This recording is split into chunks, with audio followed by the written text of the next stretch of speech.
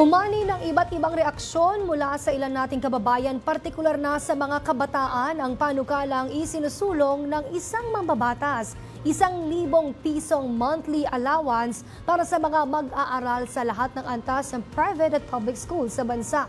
Ang detalye ihatid sa atin ni Earl Tobias. 1,000 pesos na monthly allowance para sa lahat ng estudyante mula kinder hanggang college, mapapublic o private schools man. Yan ang unang panukalang batas na isinusulong ngayon ng bagong halal na si Batangas Representative Leandro Leviste. Paliwanag ni Leviste, nasa 27 milyon ang buwan ng pondong kikailanganin para sa kasalukuyang 27 million Filipino students at naisip daw niyang lahatin ng bigyan ang mga estudyante para hindi na maging komplikado ang pagpili. Para sa pagkain, transportasyon, teknolohiya at school supplies.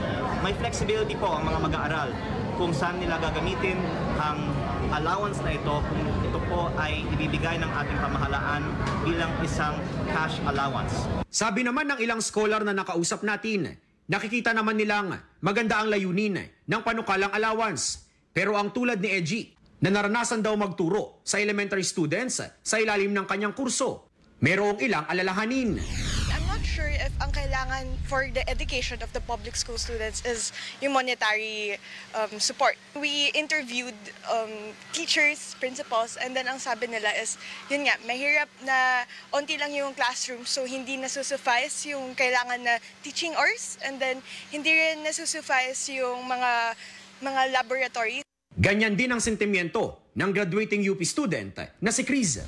Better talaga if we adjust the budget for fundings ng schools since it's yung mga facilities kasi ng school nagagamit talaga siya ng every student ng schools. Meanwhile, yung 1,000 monthly per student, it's kind of hard na bigyan ng 1K lahat ng students.